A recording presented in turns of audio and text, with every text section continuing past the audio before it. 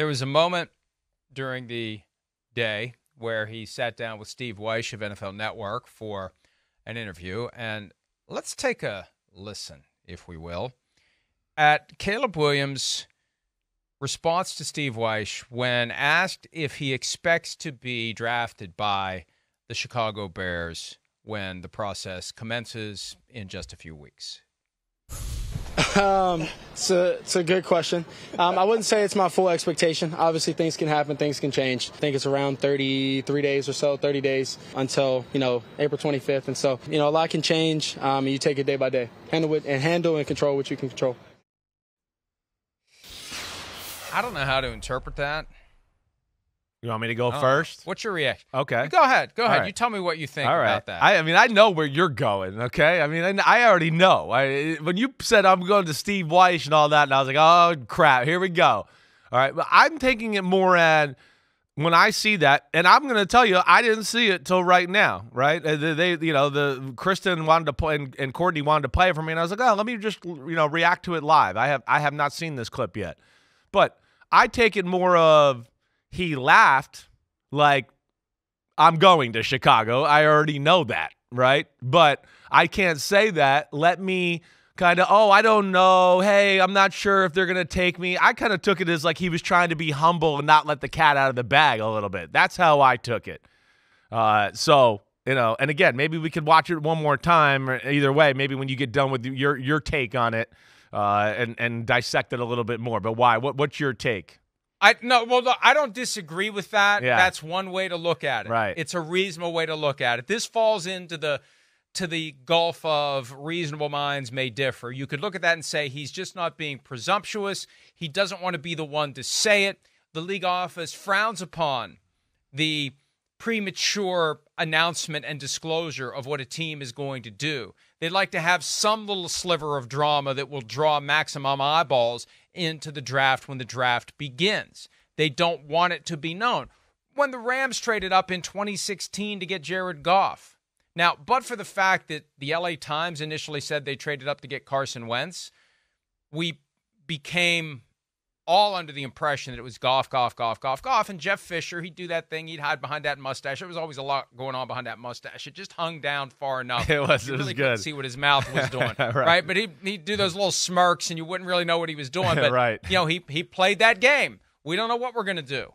That's part of what the commissioner wants, the league wants, because if pick 1, pick 2, pick 3, pick 4, pick 5, why the hell are you tuning in to the draft until 9 o'clock? Draft doesn't start until pick 5 or pick 4. This year it starts at pick 3 because, we think it does. Who knows? Tune in the first night of the draft to find out who the Bears take, to find out who the Commanders take, to find out if somebody trades up, trades down, whatever. So that's one way to look at it. He's just being a good soldier. He's not letting the cat out of the bag. The other way to look at it is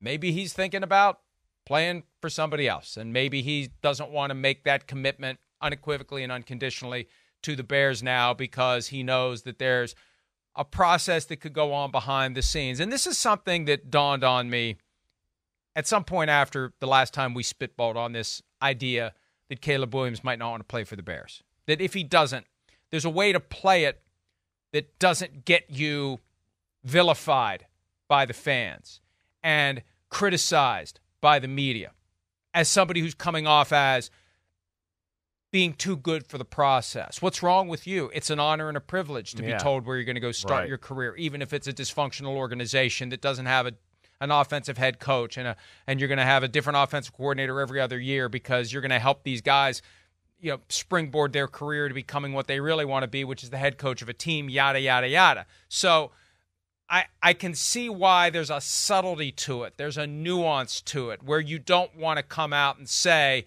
I don't want to play for that team. I mean, when Eli Manning did it 20 years ago, his dad did it for him. And it made it look like Archie was just taking care of his kid when it was Eli. Eli went on a visit to the Chargers, and that was when there was a lot of dysfunction there between Marty Schottenheimer, the head coach, A.J. Smith, the GM, and Eli wasn't really sure that they wanted him because one guy did and one guy didn't. Right. And the guy who didn't managed to send enough of a message to Eli that he thought, well, they don't want me here. I don't want to be here. Boom. That guy wins. He wins the power struggle. And I don't know. I can't remember if I ever did know which guy wanted him and which guy didn't, but that stuff went on all the time with the Chargers. Then A.J. Smith versus Marty Schottenheimer, and Eli felt uncomfortable, and he didn't want to go there, period. Yeah. And he didn't get as much criticism as he should have because Archie came out, and he was the guy who took all the heat for it because he's the one who said Eli doesn't want to play there. So you don't want to be, especially for the guy who's the first one in the NIL era, to say, I'm not playing for you, don't draft me. No one wants to be the first one to do it. Once somebody does it, then I think it gets easier. Bo Jackson was the only one who was blunt about it, and it wasn't a threat. Yeah. Hey, Tampa Bay, if you draft me, I'm going to go play baseball. That's right. Oh, you drafted me first overall. I told you I'm going to go play baseball. Yeah. I'm playing baseball, period. I'm not playing for John you. Elway was pretty blunt about it, right? Yes, he was. Right. He did not. Yeah, he's the one who was very blunt about it. And one of the reasons he got away with it was 1983. Yeah. There wasn't the same saturation of the sport that there is today. Sure. It was an AP item in your local newspaper, and that's it. No talk radio, at least not like there is today. No internet, obviously. No nonstop discussion and dissection and hot takes from everyone. How dare he? Could you imagine Elway today? And that's what Caleb Williams, if he's thinking about it, that's what he doesn't want to be. Yeah. He wants to work this out in a more diplomatic way, so it just looks like the Bears decided 6'7" is a little too short for us. We kind of like Jaden Daniels better. It needs to be a little more organic for Caleb Williams to not be the guy who is viewed as the villain. Yeah, listen, I don't disagree with you there. I don't. I mean, yeah, John Elway, right? I think the harshest backlash he received, he got some, certainly, was like Terry Bradshaw. Remember Terry Bradshaw kind of got on John Elway and called it a bunch of BS and whatever else, right? I remember that, not that I remember it when I was 3, but I'm a historian and I've gone back and watched the tapes of those things. But listen, I don't disagree with you. If you're gonna not be picked or don't want to be picked number 1 by the Bears, I mean, you're saying it right. It's a delicate situation. You don't want to get off on the, hey, welcome to the NFL, and I've pissed off every fan in football by looking kind of like a spoiled brat, and I want to go somewhere, right? I want to go somewhere else. I don't want to go there, right? So if that is the case, he's got to be smart about it and tactical and whatever else. But again, I don't get that feeling. I think that comment there, again, was more of, like I said, kind of like, well, yeah, they told me I'm going to be the first pick, like just an hour ago, actually. Like, oh, good question. Yeah. Oh, yeah, good question, huh? Yeah, I mean, I know where I'm going. I'm going to the Bears. I'm going to be but it's a good question, right? I mean, that's kind of how I took it. And then, Mike, I'll put it on this, too. The amount of people that were there by the Bears were front and center the whole workout. And here's the other part of it that I think locks it down for me, that he wants to go there, he's going to go there, and where it is. Because of the workout, right? The workout just going. If he didn't feel like he was definitely number 1, he would have got out there and showed his ass a little bit. And he would have been like, you're going to take Jaden Daniels? Watch me run this way and throw a 40-yard laser to the other sideline. And he would have shown off. He went through the motions and played it safe because he goes, I'm in the process of buying my new apartment in Chicago, and I'm going to the Bears. That would be my take. And, again, I don't know, but it just feels like that way, not only with my own feelings, but just talking to people around the NFL too. And if I was arguing your side of the case to a jury, I would also point to the fact that near the end of the interview with Steve Weish, Caleb Williams said, we've got Keenan Allen here for a 4th-round pick. Oh. Now, he was literally there at the Pro Day workout. At the workout, but right. I don't think USC thing. gave up. I don't think USC gave up a 4th-round pick to get him to show up. Yeah, right. So the reference to the 4th-round pick, we actually have it. So let's play that. Here's where I would ask the jury to consider the words of Caleb Williams as it relates to the presence of Keenan Allen at the Pro Day workout. Here it is.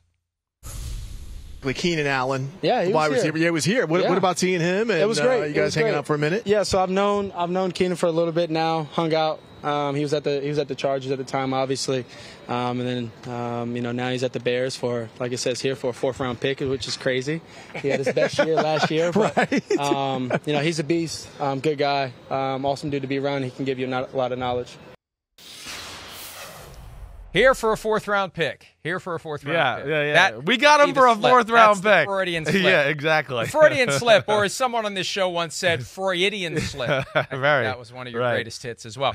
By the way, Elway, and I'm looking at this now, refreshing my memory on it. Yeah. His dad, Jack, right, who was a football coach at Stanford, right? Was he the head coach at Stanford? No, he wasn't the head coach, but he was part of the coaching staff, at least at some point. But he was there. Yeah, right.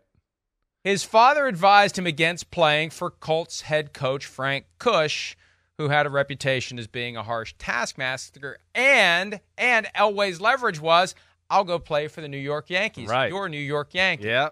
Now, Bo Jackson actually did it and went to play for the Kansas City Royals, but that was part of what Elway did to finally get the Colts to trade him to the Broncos, and the rest is history. But it happens every 21 years. It's the NFL's version of Halley's Comet. It happened in 83.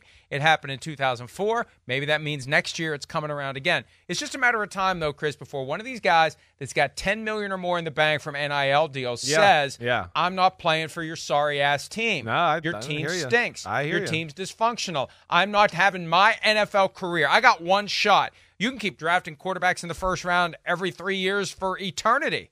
And I didn't tell you this. It finally sparked for me, and maybe I did say it. I don't know. I can't keep one day from the other, and I can't remember where I said what I've said. But I think that's ultimately why they did right by Justin Fields, because Caleb Williams is watching. Justin Fields is the guy that they took in round one and gave up a future first-round pick to get him. He was Caleb Williams to them 3 years ago. And so we better do right by him, because if things go wrong between us and Caleb Williams, we need Caleb Williams to think we'll do right by him too. Right. I think that definitely is part of it, right? The human aspect, doing that, the political aspect, appeasing the agent, who's a big power player for Justin Fields. I think there's a lot of things that go into that. There really is. So, but yeah, I don't disagree with that sentiment at all. I don't. And, to your other point with, the college players, and it's just a matter of time with the NIL money, agreed with you there too. You're right. It is only a matter of time. These guys are not going to be coming in the league as desperate, and they're coming in more aware and business savvy than ever before. So, I would think we see something like that, at some point in the next 2 to 3 years. I would not be shocked. I mean, again, last year, this year, we're seeing little barriers get broken down every year here with Caleb Williams not doing the medical stuff, Marvin Harrison Jr. pushing back, right? So I think this will continue to evolve. But I go back to, again, the main sentiment for Caleb Williams, the thirst, the hunger for the quarterback in Chicago. And I'm really serious about this. And I had somebody ask me this on my podcast yesterday, Mike. I mean, it really is one of the better setups for a number one pick that I can ever remember. I mean, it's up there. When you're talking about a defense that, at the end of the year was really one of the top 5 defenses in football. It ended up statistically, I think, 12th in football, right? And then we've talked about the weapons they got on offense, the offensive line, all of those things. Right? The draft picks they got this year to even prove the team at number 9. I look at that and just go, I don't remember, especially a number 1 quarterback going to a team that I go, there's some pieces here right away where I look at it and go, they're going to be competitive. No doubt about it in my mind with what they got. I mean, usually number 1, pick, it's Troy Aikman. It's, Elway to the crappy Broncos or the Colts at that time, right? It's Vinny Testaverde to the Jets and our Tampa Bay Buccaneers, excuse me. So, yeah, this is a situation where I look at and go, man, the stars have aligned for him to come in, be the number 1 pick, and not have to go through a lot of the bumps that, a lot of number 1 picks at quarterback have to go through. So I've yet to find John Elway and Terry Bradshaw exchanges from 83. Yeah, it's like Bradshaw on a field. It's like he's at a camp or something, and so I can remember it. He's getting interviewed, and he just goes off on it. But go ahead. What did you find? Here's what I found. January 25, 1990, Associated Press. In advance of Super Bowl 24, and for those of you who don't remember the outcome, I'll mention it in a second. Here's what Bradshaw said about Elway in the run-up to Super Bowl 24, which was going to be Elway's third crack at winning a Super Bowl. Right. The first thing I think of when asked to compare John Elway and Joe Montana, said Bradshaw, the first thing I think of is Joe's got 3 Super Bowl rings, and Elway is more concerned about promoting himself than winning Super Bowls. He's been babied. He hasn't won any championships, and that's the bottom line. He's been babied. Babied by the city until this year, and babied by the coach a little bit. It's just too easy. And you know what I went through in Pittsburgh, there's nothing worse than just getting hammered. You fight that stuff. I think John's got to get tougher. Elway's response to Bradshaw was he can stick it in his ear, although I've got a feeling he didn't say ear. That was 1990. So there was some residual animosity between Elway and Bradshaw 7 years after Bradshaw called him out. We're still looking for Bradshaw calling Elway out for going against. Because I suspect that when Terry Bradshaw was the first overall pick in the draft by the Pittsburgh Steelers from Louisiana Tech, Shreveport native, Right. he probably couldn't find Pittsburgh on a map. Map, another 3-letter word he probably wouldn't have been able to spell if you spotted him the M and the P. So he probably did not want to go to Pittsburgh. And guess what? Well done, control room. And that's not a sarcastic clap. Here's Terry Bradshaw. Yeah. Taking a little crap on John Elway back in 1983. He didn't want to go to a team that needed his services. The thing in the National Football League is a team with the worst record gets an opportunity to improve by picking the best player. An Elway going to Baltimore would have helped them a lot. And by him saying, I don't want to do that, to me was a slap in the face to the draft and to the National Football League. I could have come out of Louisiana when I was the first player pick and said, well, hold it. I don't want to go up to Pittsburgh. It's ugly. It's cold. The people don't understand the Southern boy. And I want to be close to my mama. I could have done the same thing, but I didn't. I went. And the thing why I went was because they were 1-13. I said, well, I'll go up there and I'll make them a winner. And we did. So the challenge of that and proving to them, everybody, that I was worthy of being the first draft choice was what inspired me to go on and do the things that we've done. And for a guy like Elway to come and say, well, I want to be on the West Coast and I want to be on the beach and I'm a California boy. Well, who cares what you are? You know, and he said, well, I'll play baseball. Play baseball. You should play baseball. Because in my opinion, he's not the kind of guy you win championships with. He never did it when he was at Stanford. I don't think he'll do it at Denver. Personally, don't care if he ever does it. Wow. Yeah, you think little crap. You want to rephrase that to a big crap on John Elway? Spitting fire with a chew in. I'll never forget it. Turn his head. You can see that. Right. You can see that little knot in there. Right. I used to think that was like some sort of a facial tumor. I didn't realize it was a clot of tobacco in a guy's mouth. Yeah. But yeah, Terry. And look, you know what? Terry Bradshaw in today's world would be the exact opposite of that. He'd be the guy leading the charge. He'd say, I'm playing for the Saints. And anybody else that drafts me, you're wasting your time because I ain't coming to your crappy city. I'm staying right down here in New Orleans, and I'm going to chew my tobacco and sit on my porch, and I'm going to wait. And I'm going to wait for the Saints to take me because I got me $15 million in the bank that I made in NIL money. So, yes, how things would have changed for 50-plus years for Terry Bradshaw. So he was fully brainwashed. He was all in with the idea that you go wherever they tell you to go. You submit. You surrender your life to the National Football League. It's the tale as old as time, right? It's, the old school guy. Back in my day, this is what I did. And I hear it now. I hear it now from people. Caleb Williams. I bet you from your dad. Well, yeah. Well, and Caleb Williams, even with that, I hear people like in the NFL, some of the guys here that work at NBC, and they've heard me tell some stories. I mean, the stuff people are worried about. It's like, you're old. Get off my lawn with that. Well, he painted his fingernails. He wrote FND on his nail once. Oh, are you kidding me? Come on. That's what we're dissecting now? That's what you guys are doing? That's what you're worried about? I mean, come on. And there's always that faction in the NFL, that old school way.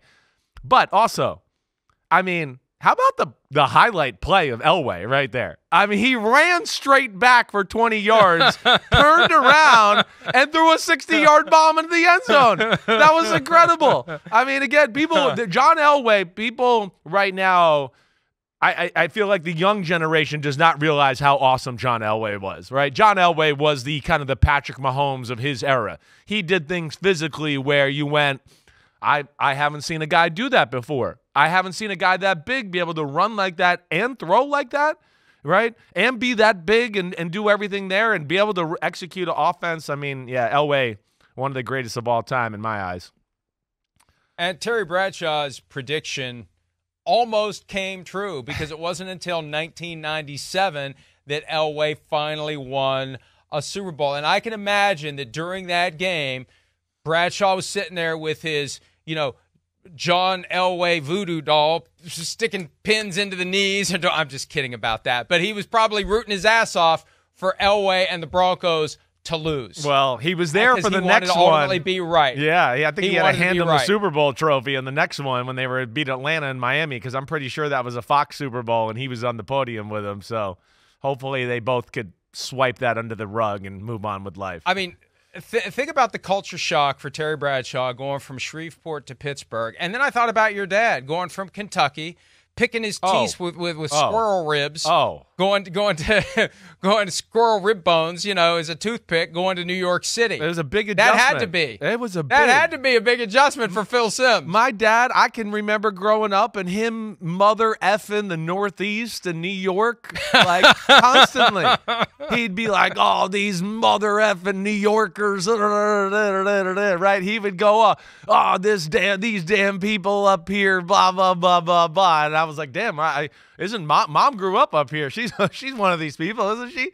But yeah, he was like that. He struggled with the culture change, the people being so brash, right? My dad, a good old humble Kentucky boy, people telling him like, hey, you suck, Phil. Go back, go get a turkey Taylor ham and egg sandwich, you jerk off, right? I mean, that's what. So he was like, what? Right? It was a culture shock, but. Towards the end of his career, if we got in that same car ride, it was like, man, this is a great place. New York's awesome. The New York fans are the best, right? And, I mean, now he's, of course, a full-fledged New Yorker, and that's just the way it is. But, yeah, it took a little time, no doubt, Mike. I remember there was a time early in our experience together when we were doing the shows in New York for some reason. We're walking down the street, and there was some dude wearing not a jersey. It was like some T-shirt, like some old T-shirt that had 11 and Simms on the back, and it was like something that's been washed way more times than it ever should have been washed, and it was about to fall apart. But they love Phil there. Wire to wire for his career, thanks to the Browns not being able to pay his salary. That's right. And that's how you cement your legend. You go the distance with one team, and you win, and they'll never forget you. Hi, it's Mike Florio. Thanks for watching PFT on YouTube. Hit subscribe for the latest news and analysis from Pro Football Talk.